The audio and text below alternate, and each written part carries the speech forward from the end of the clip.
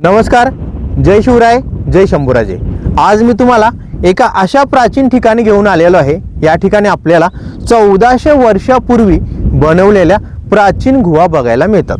जेव्हा आपण त्या गुहेच्या आतमध्ये जाऊ तेव्हा समोर आपल्याला शंभू महादेवाचे, पार्वतीचे आणि गणपतीचे गुहेतील मंदिरे बघायला मिळतात। ही मंदिरे 12व्या शतकामध्ये शिलाहारांच्या साम्राज्यामध्ये सह्याद्रीचा भला मोठा दगड कोरून आणि फोडून कशी बनवली हे आता आपण गुहेच्या आतमध्ये जाऊन बघायचे आहे।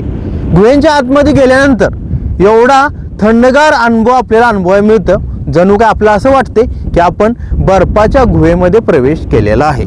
आणि सर्वात रहस्यमय गोष्ट म्हणजे या मंदिरांच्या खालून एक गुप्त नदी वाहते आणि या नदीचे पाणी सह्याद्री पर्वताच्या खाली असलेल्या सर्व गावांना झऱ्यांच्या स्वरूपात मिळते। आणि या मंदिराचे नाव आहे सातेरी मंदिर।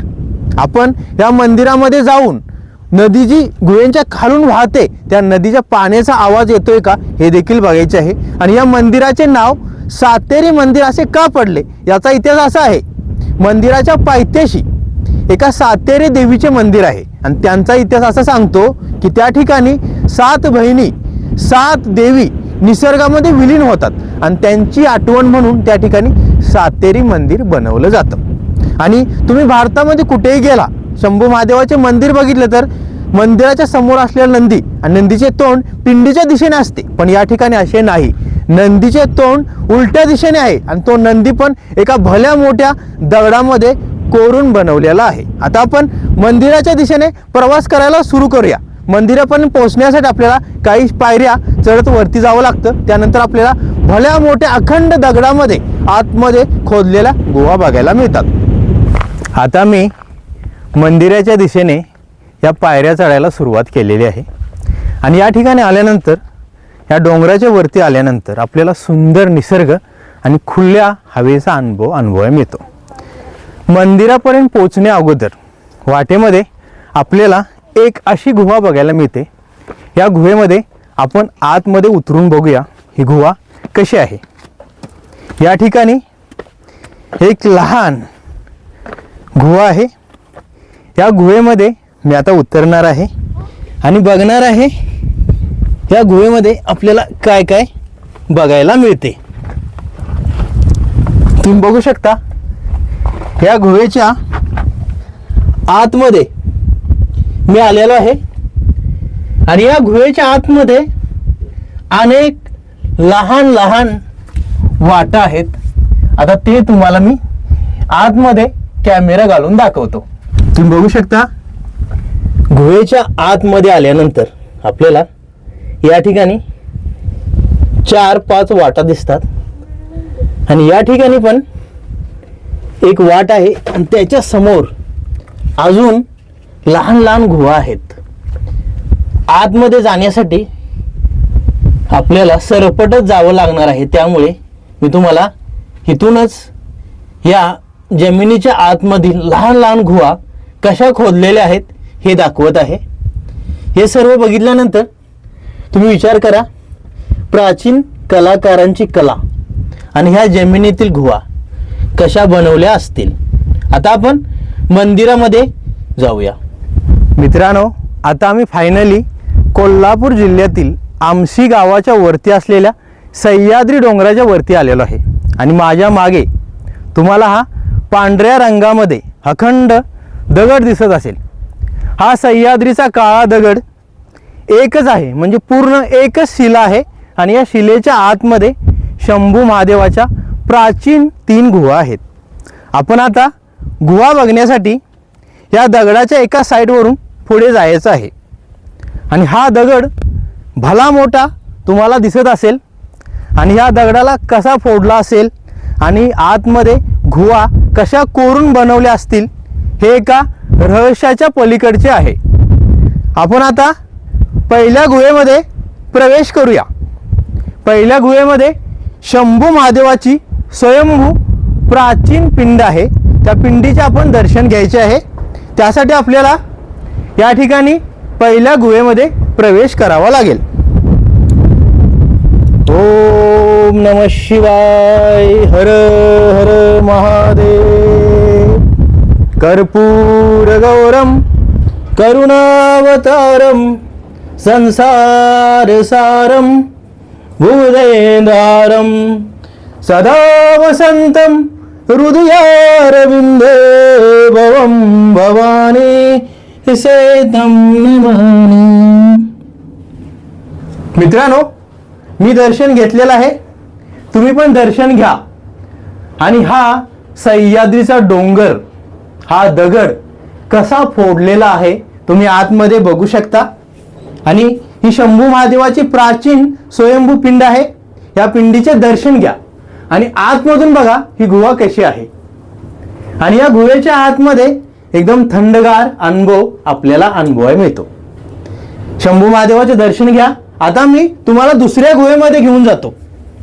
त्या गुहेमध्ये पार्वती देवी आणि गणपती बाप्पाच्या मूर्ती आहेत. त्यासाठी आपल्याला या लहान गुहेमध्ये प्रवेश करायचा आहे. ओम नमः शिवाय. आतमध्ये जाण्यासाठी लहान वाट आहे आणि या लहान वाटेमधून आतमध्ये आल्यानंतर सर्वप्रथम आपल्याला या ठिकाणी गणपती बाप्पाची मूर्ती बघायला मिळते. ओम गणेशाय नमः. ओम श्री गणपते नमः. गणपती बाप्पाचे मी दर्शन घेतलेलं आहे, तुम्ही पण दर्शन घ्या. आणि या ठिकाणी तुम्ही बघू शकता ही गुहा थोडी लहान आहे पण एकदम सटीक आणि एकदम जोरात बनलेली आहे. म्हणजे ह्या गुहेचा आकार एकदम सुंदर आहे. मी आता तिसऱ्या गुहेमध्ये प्रवेश केलेला आहे आणि या ठिकाणी आई पार्वती देवीची मूर्ती आहे. मी दर्शन घेत आहे, तुम्ही दर्शन घ्या.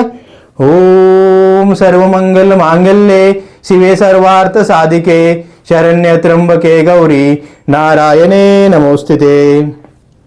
मित्रांनो, ही गुहा आतमधून कशी आहे तुम्ही बघू शकता. आतमध्ये गुहेचा आकार भरपूर मोठा आहे आणि या गुहेमध्ये पांढरा रंग दिल्यामुळे जणू काय बर्फाच्या गुहेमध्ये आल्यासारखा अनुभव या ठिकाणी आपल्याला मिळतो. कारण या गुहेमध्ये एकदम थंडगार, एकदम थंड असं आपल्याला जाणीव होते. आणि या गुहेमध्ये हा दगड फोडलेल्याच्या निशाणी पण या ठिकाणी आपल्याला बघायला मिळतात. म्हणजे चिन्नी आणि हातोडीचा सहारा घेऊन हा सह्याद्रीचा दगड फोडून या प्राचीन गुहा बनवलेल्या आहेत. कित्येक वर्ष झाली तरी सुद्धा या गुहेचा एकही पार्ट तुटलेला नाही. कारण हा सह्याद्रीचा काळा दगड खूप मजबूत असतो, तो कधीही तुटत नाही.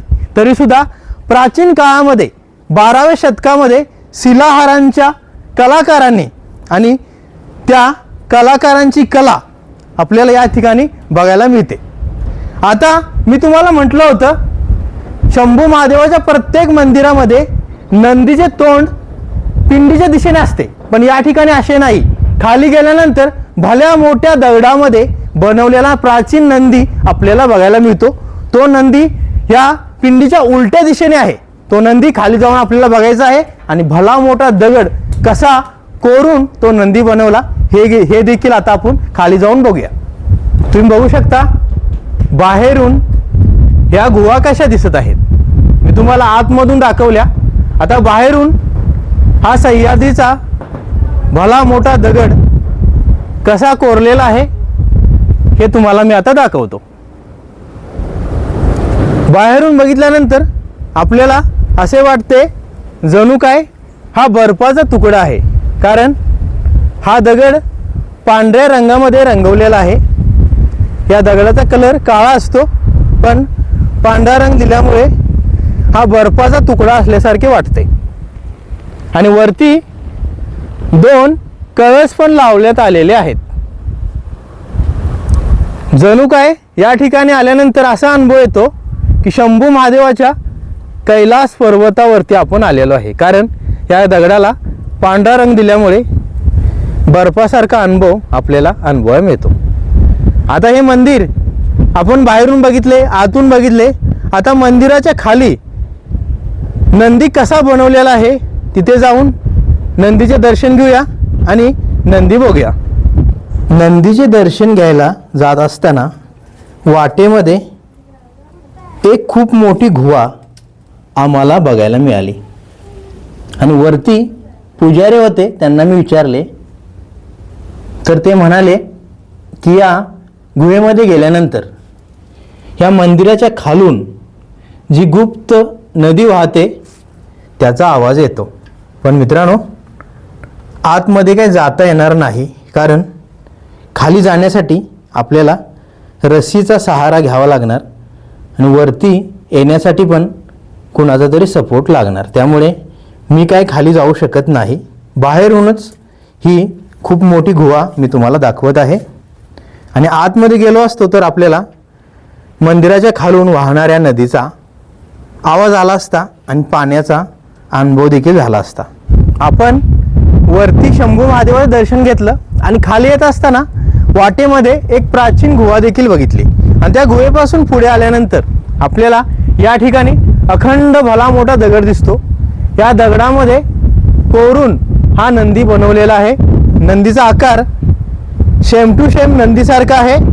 आता आपण वरती जाऊन नंदीचे दर्शन घेऊया. मी दर्शन घेत आहे, तुम्ही पण दर्शन घ्या. हर हर महादेव. हा नंदी बसलेल्या आकारामध्ये आहे. या ठिकाणी नंदीचे पाय आहेत, वरती नंदीची सोंड आहे आणि गळ्यामध्ये हे 2 हार बनवलेले आहेत. वरती गेल्यानंतर ह्या नंदीचा खरा आकार आपल्याला दिसतो. हा नंदीचा खांदा आहे आणि हा भला मोठा नंदी कसा बनवलेला आहे तुम्ही विचार करू शकता. या कलाकृतीवरून आपल्याला समजते प्राचीन काळामध्ये जे पण कलाकार होते त्यांच्या हातामध्ये खूप कला होती, कारण सह्याद्रीचा हा काळा दगड फोडणे त्यासाठी मशिनरीचा उपयोग करावा लागतो. पण त्या काळामध्ये हा दगड कसा फोडला असेल तुम्ही विचार करा. आता आपण आणखी या ठिकाणी अजून काय आपल्याला बघायला मिळतंय का हे बघूया. आपण दर्शन घेतलेलं आहे आणि तुम्हाला देखील दर्शन घडवून आणलेलं आहे.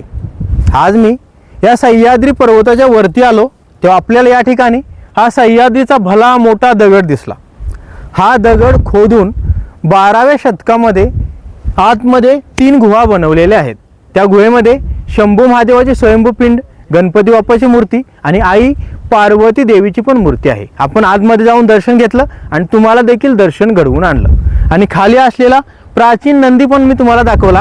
आणि या मंदिराच्या खालून एक गुप्त नदी वाहते, त्याचा आवाज ज्या गुहेमधून येतो ती गुहा देखील दाखवली. आणि मंदिराच्या दिशेने येत असताना वाटेमध्ये एक लहान गुहा होती, त्या गुहेच्या आतमध्ये उतरून ती गुहा देखील मी तुम्हाला दाखवली. आणि मित्रांनो, या ठिकाणी आल्यानंतर जोरदार हवेचा आपल्याला अनुभवायला मिळतो. त्यामुळे व्हिडिओमध्ये कदाचित माझा आवाज तुम्हाला क्लिअर आलेला नसणार काही ठिकाणी, कारण या ठिकाणी जोरदार हवा वाहत आहे. आणि या ठिकाणी आल्यानंतर आणि शंभू महादेवाचं दर्शन घेतल्यानंतर मनाला एकदम आनंद प्राप्त होतो. हे ठिकाण तुम्हाला बघायचं असेल तर तुम्हाला कोल्हापूरपासून 33 किलोमीटर अंतर पार करून आल्यानंतर आमशी गाव लागतं आणि आमशी गावाच्या वरती असलेल्या सह्याद्री डोंगराच्या वरती हे शंभू महादेवाचं सातेरी गुहेतील मंदिर आपल्याला बघायला मिळतं. हा व्हिडिओ बनवून मी तुम्हाला दाखवला. हा व्हिडिओ तुम्हाला कसा वाटला मला कमेंट करून नक्की सांगा. आणि असेच नवनवीन मराठी व्हिडिओ बघण्यासाठी चॅनलला सबस्क्राईब करा, शेअर करा, लाईक करा आणि बेल आयकॉन दाबून नोटिफिकेशन ऑन करा. पुन्हा भेटूया अशाच नवीन मराठी व्हिडिओसोबत. धन्यवाद. जय शिवराय, जय शंभूराजे. नमः पार्वती पते. हर हर महादेव.